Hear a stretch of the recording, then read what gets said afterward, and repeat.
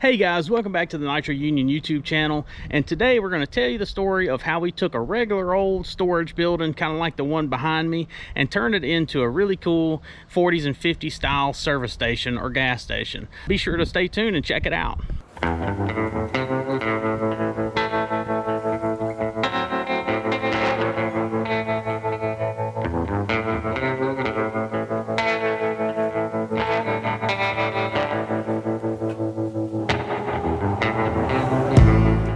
Back to I was about 1 or 2 years old. My Uncle Spud, he used to put me on the handlebars of his little Harley, and we'd ride down the road to the little country store, and I'd go in there and get a rock and roll plank and a RC cola. And it just kind of one of them memories that you always have. You know, you toted it with you, and then, you know, carry on through the years. And I bought a piece of property out in the country, and it had an old service station on it, and which it was falling in, but these pumps was there. So I saved the pumps and put them in the garage, and I've had them probably 20 years now, and they just been sitting in the shop in here. And over this period of time, a friend of mine sees them and stopped by one day and said, "Tiki, I got something out here I know you're gonna want it. I found it in the scrap yard." So he backs up here with a horse trailer, and this big giant Texaco sign with the stand. So I said, "Heck yeah, man, I'd love to have it." So it was in pretty kind of rough shape, but I mean, it was still here. It saved it from the scrap yard. And then I commented one day about, well, I'd like to find a phone booth, but every time a truck passes here, if you're talking to somebody, it just wipes out any conversation you got on the telephone.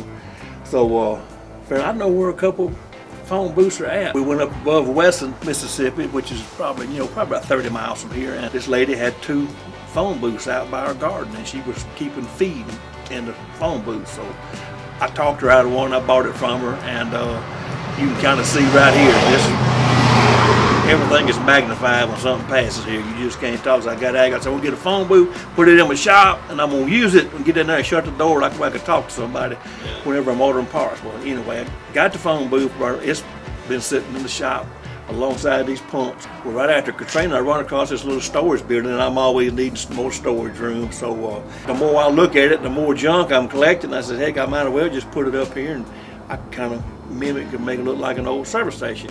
You know, I still got a lot of stuff to put out, and I just thought it'd be pretty cool to turn the storage building into a 1950s looking service station. So this is where we're at with the 50 style service station as of January 2022. We have the office building, or the little building. Started out as a small portable building that you can buy. It's like now in Mississippi they're set up on every street corner. You can rent to own one, but these are ones we just picked up this one used, and I finished out the inside, and the inside is actually currently under some renovations right now that I'm working on. So we'll go over my work on the inside, but for now this is just about the outside. So starting in the front, and we have the gas pumps, and these gas pumps came from our old house, which had an old service station. These are Wayne Model 70 pumps. They were manufactured approximately from 1937 up into the 40s at some point. I'm sure you could probably look them up, and I've forgotten what I found on my research, but the last time they were in service, the gas was priced at 27 cents and 31 cents per gallon respectively. So that kind of puts, from a little bit of Googling, kind of puts them probably mid-50s is when they were taken out of service. And then of course up here in the front, just got this old bench. This is probably a era correct 40s old church pew. It's pretty rotten, but I picked it up, and just something kind of neat to look at out here for now. I plan to put some more signage out front, some old signs, maybe some custom ones and stuff. And that chair is just temporary, but we were able to do some nozzles on the pumps, and I still have some work to do on those. I'm going to replace these glasses underneath my little shed here. So this is one of the first things we did, was built the lean-to little shed, and then we did the globes. I considered doing the globes up here, but I don't believe they'll actually fit underneath, and you can't really see them. So we may just forego the globes, like you see a lot of them. And I'm going to make these would have had plates here on the front with branding on them, Texaco branding. So I'm going to make some custom decals to put on those. And then of course, whenever we did the slab, so in 2020, whenever everything kind of shut down for COVID, had some time and a couple extra bucks that I had saved up, so we decided to go ahead and do the slab out here. So we framed all this off and poured the slab, put a little runway in, and then Dad had these stainless steel, I think somebody tried to make some running boards, or he might have did it for a truck or something out of those. So anyway, we took those, modified them, and kind of made some little bumper posts. So that looks pretty cool. So yeah, so that kind of all came together. I got the building painted a couple years ago, and then we trimmed it with the red. That's like Rust-Oleum red, safety red, I believe is the color, and all that turned out pretty cool. We cut the little angles on the trim pieces, so that looks pretty neat. And then of course, coming over here, Dad has a story about this sign, but this is an original porcelain Texaco sign and stand that came from somewhere here locally. It was found in a junkyard, and one of Dad's friends came up here and he's like, hey, I might have something you're interested in. And knowing that we're always looking at collecting old junk and signs and stuff like that, so sure enough, he came dragging this thing up here. Pretty awesome find, because these are super rare and it's not in the best of shape. This is actually the best side. The other side is a little bit worse condition, but we did the best we could to brighten it up and make it look decent. Just wire wheeled and painted the original stand with some Rust-Oleum white. And then of course we had this old T-model body back there, so we thought it may be kind of neat, so we set it around it the other day and just kind of testing out looks. And of course the old phone booth, it's not necessarily correct, I don't guess, from the 50s era. I'm not really sure what era these phone booths would have been from, but it's one that we had. And one of my favorite movies is Bill and Ted's Excellent Adventure, so I'm gonna get me a umbrella and take the skin off of it and put it on top for an antenna. Maybe we could travel through time one day. But it's got really the only number you need to know on it right now is already in there, so there's no need for a phone book.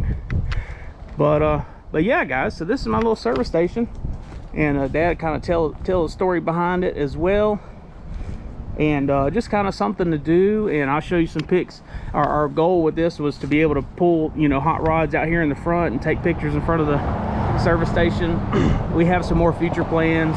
Instead of this being dirt out here, obviously I'm going to get some white or light colored gravel and or bigger rocks and cover all that up and kind of trim it all out and make it look nice. Either that or grass. But when it gets wet here, it just gets so muddy. Like as you can see, all this is just mud. We've been doing a lot of dirt work and stuff back there, making some more space. So, but anyway, yeah, so got plans to do that and just kind of tidy everything up, and some more little projects. But this is where it's at right now, and a lot of the big stuff is done, so it's kind of cool. Kind of proud to have that vision kind of come together after however many years of imagining, you know, putting this deal together. We've been talking about it and have had the idea and had the parts and pieces to put it together for a long time now, and just finally getting time and getting it all, it's all kind of coming together. So but anyway, I hope you guys enjoyed that, and we'll be back to some cool car tent very soon as well. But if you dig this kind of stuff, old school cars, racing, all that good stuff, be sure to subscribe, like, leave a comment. TK, aka Dad, will also be commenting from his channel. We started him a channel years and years ago, before this channel was even a thought. But it's TK's Hot Rods, and if you guys see that, we'll put a description, or we'll put a link in the description, and you guys be sure to go check out that channel. That's got some other stuff, some cool old stuff that we did, stuff that may have licensed music and stuff like that. That channel's not monetized currently, so it's got some stuff on it that you won't see on this channel. And like I said, Dad, TK, will be commenting on all these videos with that channel. So if you see it, comment, that's him. You guys can talk directly back and forth to him as well. And you guys will be getting introduced to my little brother Jeff, who will be getting involved with some of this stuff very soon as well. And he's going to be working behind the scenes as well, doing some editing and filming, which is really awesome. Happen to have him on board, and hopefully that will allow us to work smoother, get more content out, better content, and just be all around better at this for you guys. So, but thank you guys so much for tuning in and hanging in there with us, and we really look forward to what this year holds. We'll see you on the next one.